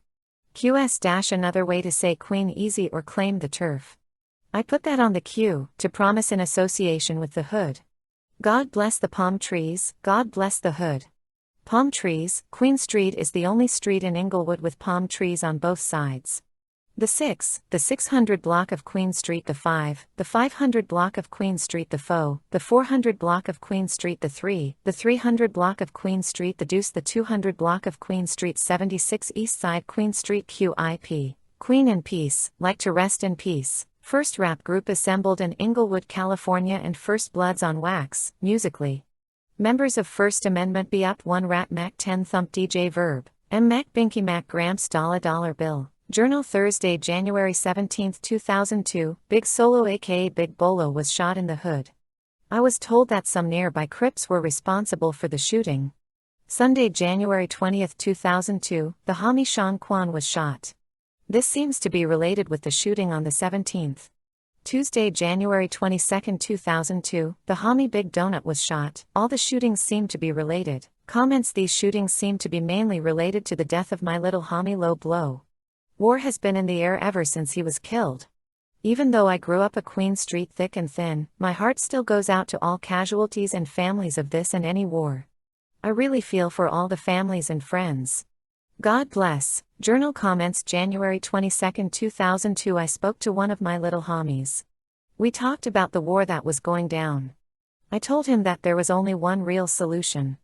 Everyone must cease fire and learn how to coexist with each other.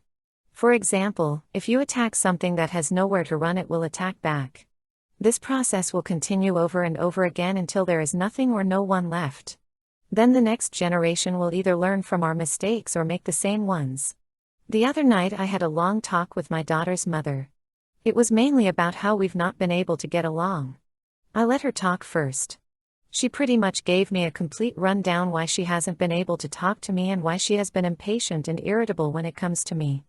After she spoke, I took the floor. Of course, I gave her all my excuses. One thing I wanted to clear up was the fact that communication is very important. If we just communicate respectfully, many things will fall in place. We have a daughter together, and I know that our relationship as parents will influence my daughter. I know it hurts my daughter dearly when we argue. So clearing this up is number one on my list. Hopefully we can get through this. I remember when I first met my daughter's mother. She was 16 years old. I practically raised her. I taught her so much, so for us to be battling the way we are doesn't make much sense. After all, we have come a long way. I just think it's time for us to acknowledge that. So hopefully from this point on we can take our relationship to another level. I told her, if not for us, let's do it for our daughter. Journal comments: February 11, 2002, on February 9, 2002, one of the little homies from Centinela Park family was killed. I haven't got all of the details yet. But supposedly a nearby Crip gang is responsible for his death. It's been pretty hot in all the blood hoods in Inglewood. It is cracking in my neighborhood, but I'm sure it's been hot in the nearby Crip hoods too. Hopefully things can come together and the killing stops. Journal comments: February 17, 2002, last night me and some of the homies kicked it at my house. My little homeboy Lunatic just got out of the penitentiary. So we kind of partied a little bit. Gramps, Big Vic, He-Man, Lunatic, Easy, Big Bacardi and Ms. Moon even brought her kids. Journal comments. February 19, 2002, my little homie Lunatic got shot. He was definitely blessed. Just the other day we celebrated his coming home from prison, and bam. That's how fast things can happen. This seems to be related with all the other shootings. Memories. I remember when we actually moved to the neighborhood around 1987. We've been in Inglewood for years, but I stayed on Queen Street for only about a year. You do not need to live in the hood to be from the hood. Anyway, so much stuff would happen back then. My house got shot up so many times that nobody would even park their car on our side of the street. So we never had any problems find a parking space. It's a trip. I was 9 years in the game by 1987. Even though it was real violent back in those days, we had some real good times. There were always tons of homies and tons of women. It seemed like you couldn't ask for much more. Journal comments. February 18, 2002, a group of us as organizers got together today. Bo Taylor and I, along with some homies from Unity 1, Amr Ican and Venice 2000, met with Big Jim Brown and the minister Louis Farrakhan. We had a deep discussion about several different topics. It was definitely a wonderful gathering. I was glad to be in the presence of such men and honored to share in the true collaboration of the will of God. So much history filled the room with so many plans for the future. What a wonderful gift. Journal comments. March 4, 2002, I had a little conversation the other day with some of my little homies. They told me that they talked to Mac 10 and that he was supposed to be coming through to holler at them.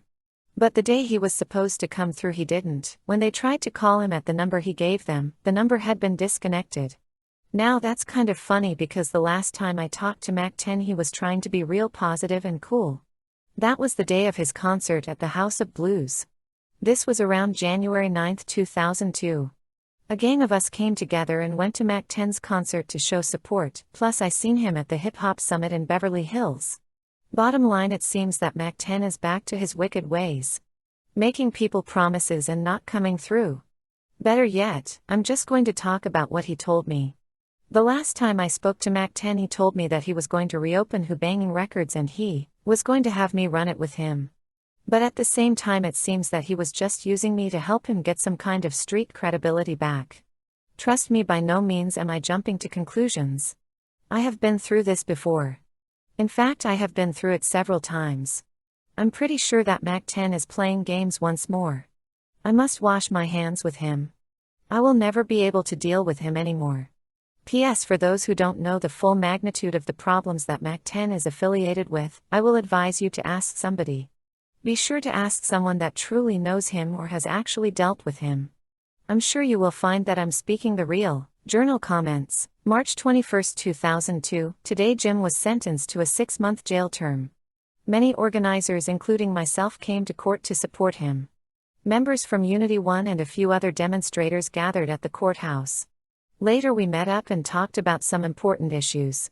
What I mainly remember is Jim holding his fist up in support of the struggle when he was being taken into custody. P.S. We love you, Big Jim. Journal comments. March 13, 2002, after Jim Brown court situation and our meeting, me and the homie Big Ship from Gardena went to his hood and had a few beers.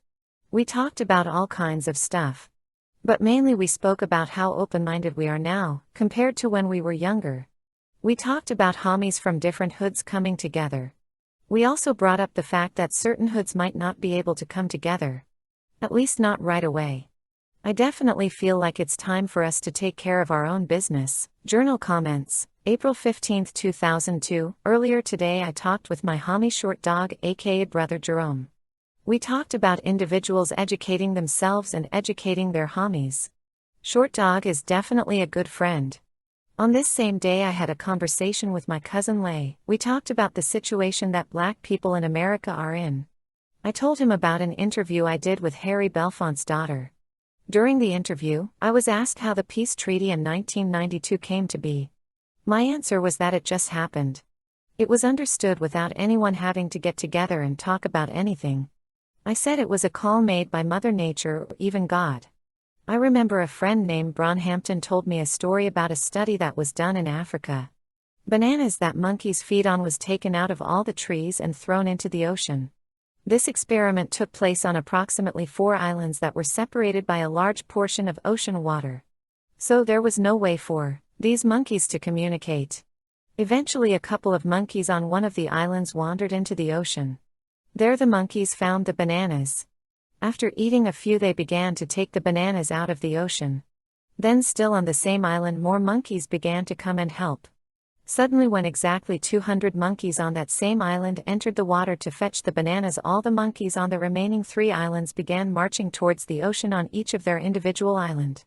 Definitely a call made by God. Journal comments. April 16, 2002. Today I lost 2 of my homies in a car accident. I'm really shocked and stressed out, but at the same time I know that I must move on. I'm really at a loss of words. There isn't really too much to say. I will miss them and I will always love them. QIPYG Do Dirty 400 Block YG Big Coco 400 Block OG Queen Street Bloods Gangsta 600, 500, 400, 300, 276 Street East Side Queen Street Bloods. The Life and Death of Coco and Do Dirty. Coco was best known for his outlandish personality and his ability to smile through it all. He was a loving father and he wanted to make money by any means necessary. There was no cut in him. What you saw is what you got. Do Dirty was also cut-free. I'll just say they were both multi-talented. Do Dirty was best known for his notorious gangster stroll. You could see him coming from a mile away. He was a loving father, writer, and rap artist. He really wanted to be a rap star. He also took a little interest in being a real estate agent. I remember a conversation Coco and I had that was pretty deep. We talked about a situation between him and Big Solo aka Big Bolo. He and Big Solo aka Bolo had a fight a couple of days before we had spoke. He could not understand why he had to listen to homies younger than him. He went on to say maybe he started this banging thing a little too late. Then I explained to him the difference between rank and age. You may be older than someone but rank will always draw the seniority. He understood what I was saying and he ended the conversation by saying I feel ya big fella. On the other hand, Do Dirty was a man of very few words. What I most remember about Do Dirty was him saying QS, which is short for Queen Street. Meaning take care or be careful. This is part of our relationship as comrades and how we communicate with each other. Another word he was famous for was fasho. For example, I would say something like, I'll see you tonight, Do Dirty. He would respond by saying fasho big homie. Let me say that both Coco and Do Dirty were high-ranking soldiers in our army, which is part of our neighborhood. They were teachers of our community and both of them fell in rank when needed. I came up here today to bid farewell to my little homies, but also to make a statement on behalf of my Lord. I know it's a lot of people here today that don't know who we are nor what we stand for. We are a band of brothers and sisters, drawn together by nature, which I believe is of God. We are direct descendants of the civil rights movement, as in the names of Malcolm X, Martin Luther King, Huey Newton, the Black Panthers and many more. We are not perfect, but we are perfectly assembled. Documents from the past are torn and their information impure, but the Word of God is constant and unmoved. And so I challenge all citizens of all communities to converse with us. I have no problem with neighborhood watch, but whom are you watching and who are you reporting to? Dear residents, do not let outsiders dictate your fate. As when we congregate we are loitering, but when they do as we do it is considered something entirely different. Stop letting them tell you who or what we are. Come and ask for yourself and let's move past the stop signs of their corners. If martial law was to start today, the gang members would be the soldiers of our communities, because we are the victims of the oppressors. Believe me when I say we are more similar than different, and so I want to extend the challenge to all comrades. You cannot resolve any situation in your absence, and surely you cannot speak with your mouth shut. To many of you stand still in your efforts, therefore motionless against change. However, as I remember my fallen heroes, I push forward for change and blow away the pride of your brain. So there will only be one vision of love and the truth shall be seen. In Jesus the Christ's name. Journal comments. May 2, 2002. It's been just a little while since I've written anything in this journal. I've been real busy and stressed out. Anyway, we buried the 2 homies Coco and Do Dirty on the 25th and 26th of April. On the 25th we buried Coco and on the 26th we buried Do Dirty.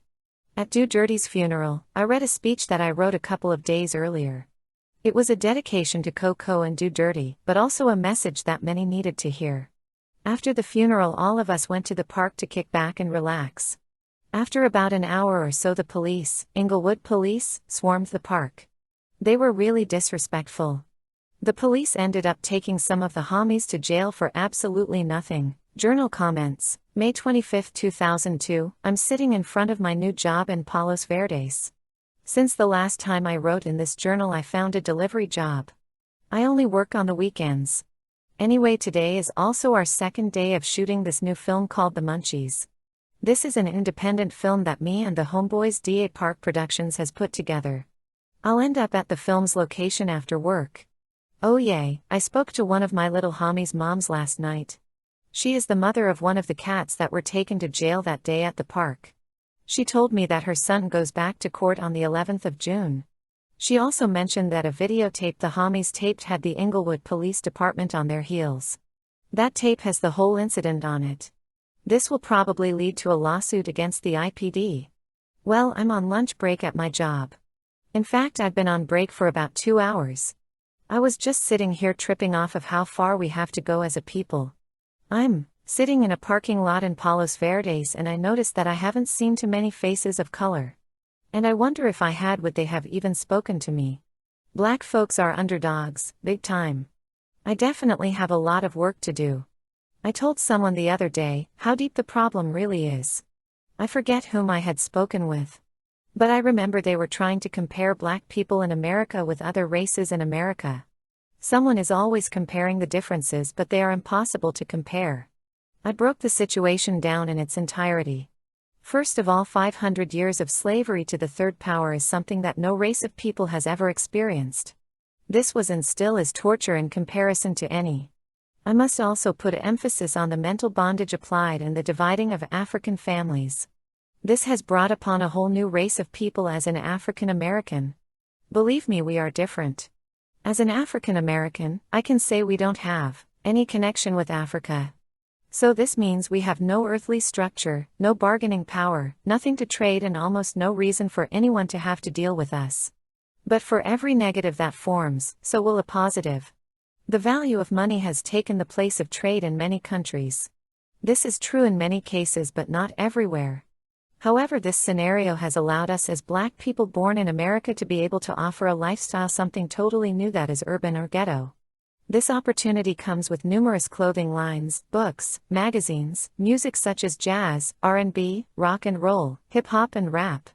We are definitely on the rise, but what has held us back is that mental bondage applied during slavery. This is why our situation as people was especially cruel compared to other people thrown into slavery. To not be able to share, work together, or listen to each other is something that can control a person or a people for many years. These problems continue to show its head over and over again. But I believe that practice will make perfect. So continue to practice, black men and women. Practice a routine for perfection. Let me get back to work. Peace. BeUpOne. In my own words, my mother and father raised me, but I also spent time with my auntie in Sacramento. My younger years were a disaster. My earthly father was very controlling. I basically got whipped for situations I had nothing to do with. I suffered, but my younger sister and my older brother did as well. Eventually we were all sent to Sacramento, CA, to stay with my auntie. She treated us no different. I was not raised with the love it takes to groom a child. As I grew older, I felt like I had to have control over whatever I was a part of. This attitude helped lead me to gang life. In my book Raising Queen Street Bloods, White Blood Sells, the Queen Street Blood story, I mentioned how I was first associated with one neighborhood, but my aggressiveness and leadership qualities lead me to eventually make up my own gang. I was bound to spill my personality into a neighborhood created by myself. Although I am not the only person that can be credited for bringing the hood along, as there were others. As time went on, the hood began to take on different personalities, created by different people from the hood. One thing I really believe is that since I've always played a role in my neighborhood, I have been able to influence the neighborhood. I feel that my association made a huge difference. Most older gang members or ex-gang members have no affiliation/association with the youngsters from their neighborhood. And with no affiliation/association, you get no participation. For example, imagine a child's biological father not playing a part in the child's life, then coming around after the child has become a young man or woman. What you put in is what you get out. I now use this affiliation and/or association to bring a righteous change. I believe if each person does exactly what I have done, we can start to see positivity rise above negativity. Journal comments. June 5, 2002. I've been slowly, but surely getting my stuff together. This new movie we're working on, The Munchies, is going to be big. It's really looking good. We're pretty much on the last few days of shooting. We should start working on the soundtrack any day now. Lately I've been really concentrating on myself. I've come to the conclusion that I won't run out on myself, unless God calls on me, and that's different. I have to keep everything revolving around me. I'm not doing this for selfish reasons, but to make sure things get done. That's just how it has to be. If not, it will not happen. Anyway, I went through the hood yesterday and I saw a few homeboys. I stopped for a minute to holla at them. The hood has been pretty quiet lately except for a few little scuffles. Some of the little homeboys got into it with some Crips. I don't know exactly where they were from, but they just had a little squab. Besides that and a little hood beef, it's been basically cool. Well, it's coming on 2 p.m. It's time for me to get dressed. I gotta run a few errands and then get ready for the Lakers game. This is the first game against the New Jersey Nets. It comes on tonight at 6 p.m. I'll be ready. The NBA championship is fantastic. Later, OG Westside BeUpOne piece. BeUpOne, words of encouragement. I really believe that the Black experience with struggle, violence, poverty, self-hatred, gang violence, etc., can be overcome. I like to compare our situation with other races that have settled in America, but in a much different manner than others describe. Every other ethnicity or race of people who has come to this new world has struggled in some form or fashion. However, there is a big difference between others and Black people. During slavery, none of us were invited here, we were placed in bondage and forced to come. And so African Americans have really no belonging, as we have lost our land and our ties to our land. So we are like lost souls in a state of mind that we may tend to depend on the government or other organizations. Reasons are a powerful bargaining tool. Owning your land is reason enough for a country or government to at least deal with you. Certain deals and/or money can be made by tourism, trade, loans, etc. However, when you're in a world that you truly are not a part of, you will most likely be discriminated against, ran over, crucified, etc. I have a way of dealing with certain situations. People will find reasons to mess with you. Now, what reason are you going to give them not to? The only thing that brings about a change is change itself. And so you best believe there will be no change if you don't change your approach. However, what does not change, nor will it ever, is the true word of God. Black people in America have to be able to govern our own ideas and lifestyle. We have to form an alliance, and most of all, we have to stand together. When we do what I have said, we will give people a reason to deal with us. Organizations like the NAACP, the Rainbow Coalition, the Nation of Islam, and even Crips and Bloods show a form of unity. We have to channel that togetherness and direct it in the right direction. Then and only then will we build a nation among nations. Journal comments. July 3, 2002. So much drama has gone down since the last time I wrote. First of all, the Inglewood police handcuffed me and beat me into a coma. This happened on June 23, 2002, a Sunday at about 10:30 p.m. I was placed in intensive care for about 3 days, but overall I stayed in the hospital for about a week. As of now, I have a lawyer examining my case. So that's pretty much all I'm going to say about that. Lately in the neighborhood there's been a lot of in-hood beef, which simply means different guys from my own hood have been getting into arguments and fights with each other. Plus, I heard that certain Crips have been coming through the neighborhood shooting. A couple of guys, got hit, but none seriously. The guys who were injured were not from the hood. They were allies from a different neighborhood. Journal comments. July 4, 2002. Well, today is the 4th of July, and considering all I've been through, I still feel blessed. I'm definitely going to carry on. I just had a conversation with my little homie, Big Menace. I was telling him about when the Inglewood police were beating me up. I told him that some of the officers choked me until I passed out. This caused my throat to swell up inside, so I was unable to breathe. Eventually I passed out. I told Menace that I knew I was going to make it. That it was if God assured me that I would make it. In fact, I know that it was the grace of God that allowed me to come back. Journal comments. August 26, 2002. It's been a good while since I've written in this journal, and it's been a lot of drama on top of more drama. Earlier I spoke about the in-hood beef that was going on in the neighborhood. It seems to be escalating. This situation is pretty major, but we as a neighborhood will get through it. Journal comments. September 16, 2002. It's definitely been a little while since I've written in this journal. To follow up on my little homies that were beefing with each other, everything seemed to work out. That's what I like. When cats, guys, can resolve problems on their own. Unfortunately, we still faced another fatality. My little homie Knockout aka Little John was shot and killed August 26, 2002. This took place in Carson, California. We buried him September 7, 2002. He was gambling with a cat, guy, and after the dude lost all of his money, he pulled out a gun and killed Knockout/Little John.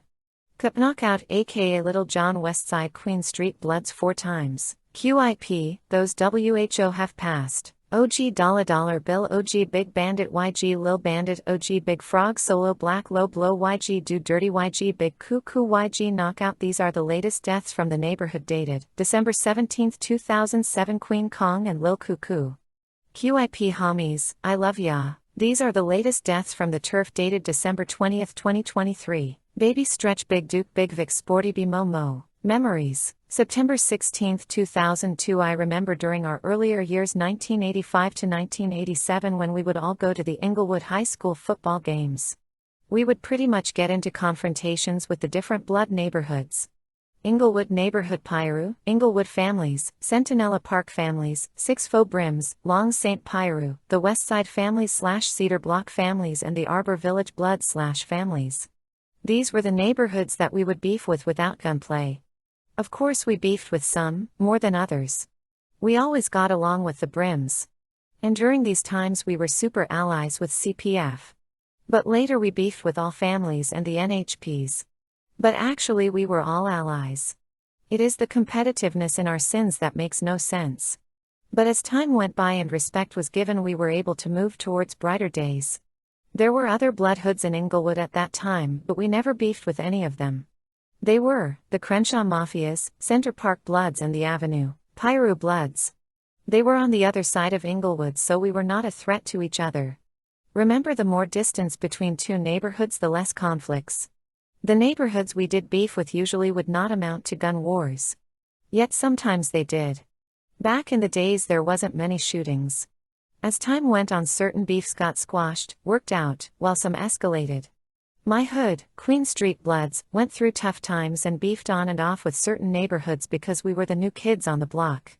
These were all established neighborhoods that had been in existence for a while, so they were not going to make it easy. Our hood could be more territory, more recruits, and overall a better situation for them. The more a hood has to offer itself, the better it is for that particular hood. Bloods do not normally beef with other bloods.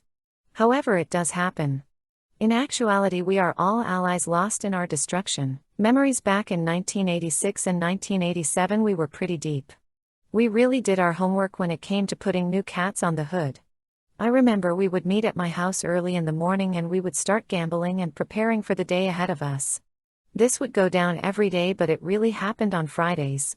We would gamble, drink liquor, and then prepare to go to Inglewood High School and basically rush, fight, different people. There was always some type of new group or school clique that acts similar to a gang but was not a gang. On these particular days we would either make new recruits or make new enemies. As far as we were concerned, there is no room for new gangs, cliques, or clubs. They can always turn into trouble later. It's like when we, Queen Street, were trying to become established. The hoods that came before us tried their best to delete us as a neighborhood. But we stood through the test of time. This will be something these new cats would have to do. One of the problems with allowing a new hood to develop is that they may make a decision to go entirely against the grain. Inglewood is predominantly Bloods. But if this new gang or clique decides to roll with the Crips, this will put us as Bloods in more danger. Secondly, if they become a new blood hood, that's still a brand new opinion that may tip the scale against other opinions of other neighborhoods, including my own turf. This scenario can still bring about beef. Before anything is taken seriously from any new gang, clique, or group, their establishment would have to survive at least 10 to 15 years of total bombardment. It is definitely a must for street credibility. The new hood will also have to survive and exist in the jails and prisons. Then and only then will they be considered a force to be reckoned with. Memories. First of all, let me mention how important it is to celebrate every moment. I definitely understand that some situations will stand out more than others. But lately I've been practicing how to even enjoy the not-so-good times. After saying that, let me tell you about the good times and the not-so-good times that we as a community and as a gang have shared together, particularly at this meeting place we all call the park. Ash Park is in the city of Inglewood, California. It is most known for its Sunday afternoons, after football season around January 20th until the beginning of the new football season September 8th. This has been a tradition for us for well over 20 years. The celebration sites have changed over the years, but the celebration has always remained the same. This event originally started at the courts on the 600 block of Queen Street. The courts are a small basketball aka parking lot located on Queen and Oak Street. It dates all the way back to the mid-1970s. As the people in the hood grew in numbers, we were forced to relocate. There was not enough space, so we eventually moved to an elementary school called Huttnall Elementary. The new location was on Manchester Boulevard, a main street that goes through the city of Inglewood in a west and east direction. However, our gang affiliation and the fact that we were on a main street between two intersections kept us in shootouts daily. There were never any kids present while we played basketball or during any incident, but we still didn't want to take any chances. So around 1989 we moved from Huttnall Elementary to Ash Park. We were at Ash Park for approximately 20 years. There have been some historic basketball and football games that have taken place at Ash Park. Normally we played against each other, but sometimes we would go against other neighborhoods. The football games were mainly held when we old cats were younger. The park was also famous for table games like chess, checkers, dominoes, cards, etc. Ash Park is definitely a place to relax but never lose your focus, as it can quickly turn deadly. If you haven't been to the neighborhood for a while, you can come up to the park and reconnect with people you haven't seen in years. It was a wonderful meeting place.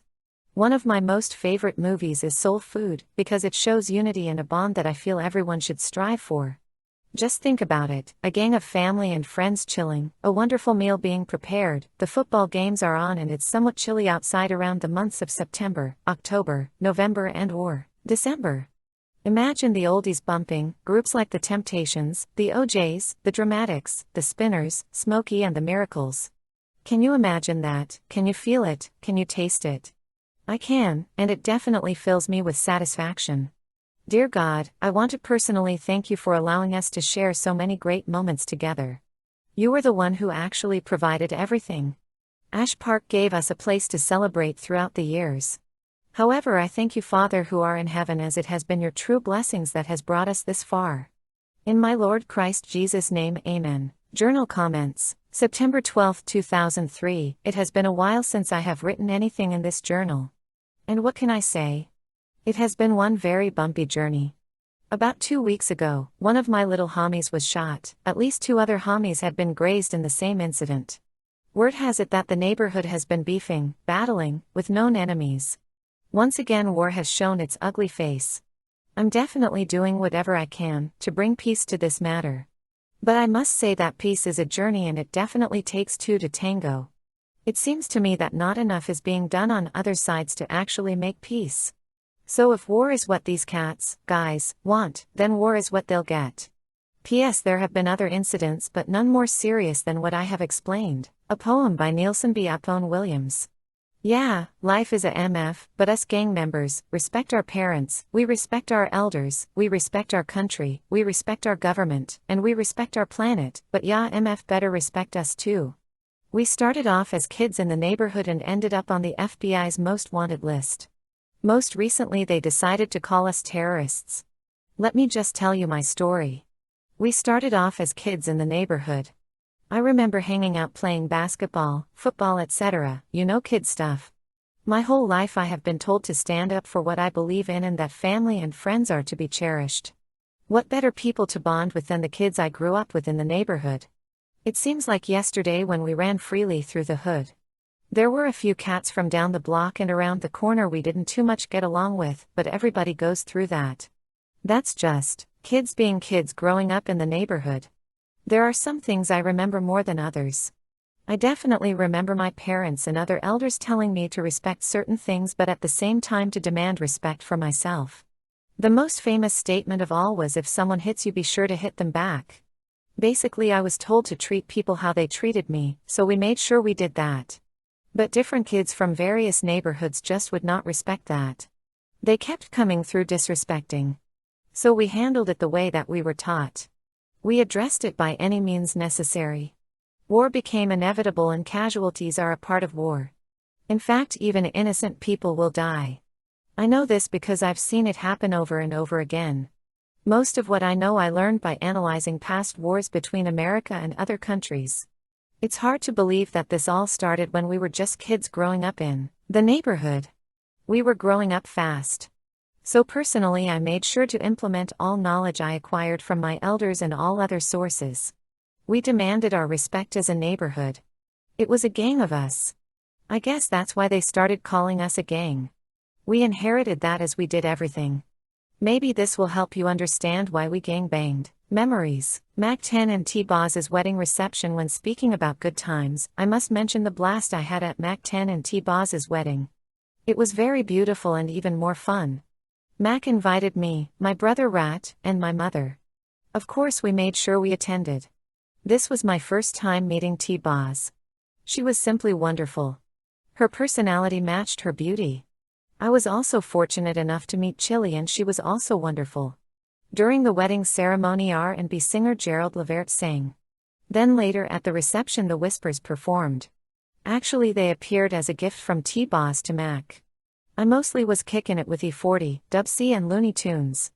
But I did spend a little time with others like Ice Cube and Dallas Austin. Rat and I brought a bunch of pictures of different homies from the hood. It was a trip. Almost everybody looked at the pictures. It seemed as if the homeboys in the pictures were there in person. In fact, some people were shocked to hear about the homeboy Big Dulo death. Many of them knew Dulo from working with Mac 10 as a part of his security team. Anyway, as I've said before, it was definitely a blast.